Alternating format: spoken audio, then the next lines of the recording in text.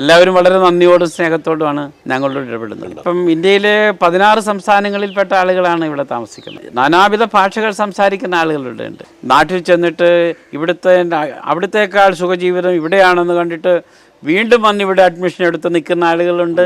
ഒന്ന് കുഞ്ഞുങ്ങൾ 100 പേരം കുഞ്ഞുങ്ങൾ ഇവിടെ താമസിച്ച് വിദ്യാഭ്യാസം ചെയ്യുന്നുണ്ട്. നഴ്സറി തൊട്ട് മെഡിസിൻ വരെ പഠിക്കുന്ന കുഞ്ഞുങ്ങളുണ്ട്. ഇപ്പം കുട്ടികളുടെ സംരക്ഷണം, അതെ, കുട്ടികൾക്ക് പ്രത്യേക വിഭാഗമാണ്. ആൺകുട്ടികൾക്കും പെൺകുട്ടികൾക്കും പ്രത്യേകം വിഭാഗങ്ങളാണ്. കലവൃത്ത് ആശ്രയയിൽ പെൺകുട്ടികളെ സംരക്ഷിക്കുമ്പോൾ അടൂർ പറന്തലിൽ ആൺകുട്ടികൾക്ക് വേണ്ടിയുള്ള സ്ഥാപനമാണ്. രണ്ടും JJ ആക്ട് പ്രകാരം രജിസ്റ്റർ ചെയ്തിട്ട് ലൈസൻസോടുകൂടി സർക്കാരിൻ്റെ എല്ലാ മാനദണ്ഡങ്ങളും പരിപൂർണമായി പാലിച്ചുകൊണ്ടാണ് ഈ സ്ഥാപനങ്ങളെല്ലാം നടത്തുന്നത്. സ്വന്തം വീട്ടിൽ നിന്ന് മാറി നിൽക്കേണ്ട ഒരു അവസ്ഥ കുഞ്ഞുങ്ങളെ സംബന്ധിച്ചുള്ള ഒരു വലിയ കുഞ്ഞുങ്ങൾക്ക് അങ്ങനെയല്ല അവർക്ക് തോന്നുന്നത്. സ്വന്തം വീട്ടിൽ കിട്ടുന്നതിനേക്കാൾ കൂടുതൽ സുഖവും സന്തോഷവും കരുതലും സ്നേഹവും അവർക്കിവിടെ ലഭിക്കുന്നു എന്നതിനാൽ അവരങ്ങേറ്റം ആഹ്ലാദത്തിലാണ്. എന്ന് മാത്രമല്ല മെച്ചപ്പെട്ട വിദ്യാഭ്യാസം നൽകുന്നു.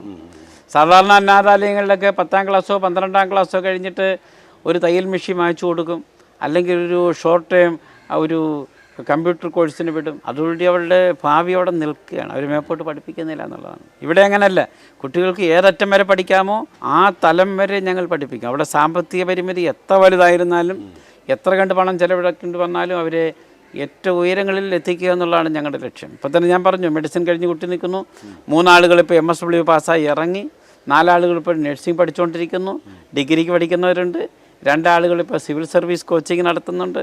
അങ്ങനെ നല്ല നിലയിൽ പഠിക്കുന്ന കുഞ്ഞുങ്ങളാണ്. അവർക്ക് ആവശ്യമായ എല്ലാ സഹായങ്ങളും ഈ സ്ഥാപനം അവർക്ക് ചെയ്തു കൊടുക്കുന്നുണ്ടെന്നുള്ളതാണ്. ഇന്നോത്തല്ല അവരെ പഠിപ്പിച്ച് തൊഴിലാക്കി അവരെ അങ്ങ് ഇറക്കി വിടുകയല്ല.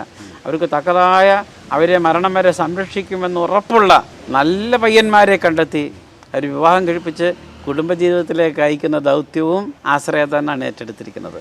2010 ഡിസംബർ 30-ന് 141 പെൺകുട്ടികളെ ഒരേ ദിവസം ഒരേ വേദിയിൽ വെച്ചാണ് ആശ്രയ വിവാഹം കഴിപ്പിച്ചയച്ചത്. 200-ലധികം പെൺകുട്ടികൾക്ക് ആശ്രയ ഇതിനകം മംഗല്യ ഭാഗ്യമൊരുക്കിയിട്ടുണ്ട്. ഇപ്പം ഞങ്ങൾക്ക് എത്ര കൊച്ചുമക്കളുണ്ടെന്ന കാര്യത്തിൽ ഞങ്ങൾക്കിപ്പം വലിയ തിട്ടമൊന്നുമില്ല.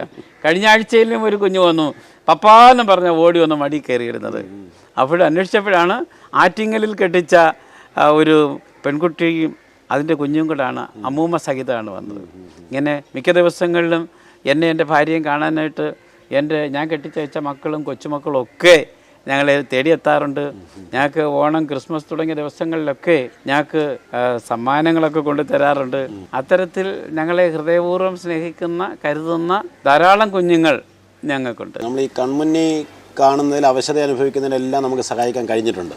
അതെ, അവശത അനുഭവിക്കുമ്പോഴേ നമ്മൾ സ്വന്തമായിട്ട് സ്വത്തോ ബാങ്ക് ബാലൻസോ ഭൂമിയോ ഒക്കെ ഉള്ള ആളുകളെ നമ്മൾ അങ്ങനെ എൻ്റർടൈൻ ചെയ്യാറില്ല. അല്ല, ഞാൻ ചോദിക്കുന്നത് ഇതിനിടയിൽ നമുക്ക് സഹായിക്കാൻ പറ്റാതെ പോയി അങ്ങനെയുള്ള ഏതെങ്കിലും കേസുകളുണ്ട്? അർഹതയുള്ള ആരെയും ഞങ്ങൾ തിരസ്കരിച്ചിട്ടില്ല എന്നുള്ളതാണ്. ഞാൻ 50 ലക്ഷം രൂപയുടെ സ്വത്തുണ്ട്, അല്ലെങ്കിൽ 2 കോടി രൂപയുടെ സ്വത്തുണ്ട്, ഞാൻ നിങ്ങൾക്ക് എഴുതി തന്നേക്കാം എന്ന് പറഞ്ഞ ആളുകളെ ഞങ്ങൾ ഉൾക്കൊണ്ടിട്ടില്ല എന്നുള്ളതാണ്. അവരോട് എന്തെങ്കിലും തടസ്സങ്ങൾ പറഞ്ഞ് അവരെ ഞങ്ങൾ പിന്തിരിപ്പിക്കുക ചെയ്യുന്നത്. എനിക്ക് കയറിക്കിടക്കാനിടമില്ല, എന്നെ സംരക്ഷിക്കാൻ ആരുമില്ല എന്ന് പറഞ്ഞ് വരുന്ന ആരെയും ഞങ്ങൾ തള്ളിക്കളഞ്ഞിട്ടില്ല. അഥവാ ഞങ്ങൾ ചിലപ്പോൾ അവരെ ഒരു ദിവസത്തേക്ക് പറഞ്ഞേക്കും, നിങ്ങൾ ചെന്ന് നിങ്ങളുടെ പഞ്ചായത്ത് മെമ്പറുടെ എഴുത്തുമായി വരിക, അല്ലെങ്കിൽ സ്ഥലത്തെ പോലീസ് ഇൻസ്പെക്ടറുടെ ഒരു കത്തുമായി വരിക.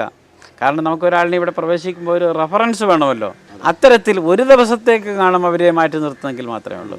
ചില ആളുകളുടെ കാര്യത്തിൽ അതുപോലും ഇല്ലാതെ ഞങ്ങൾ എടുക്കുന്നുണ്ട്.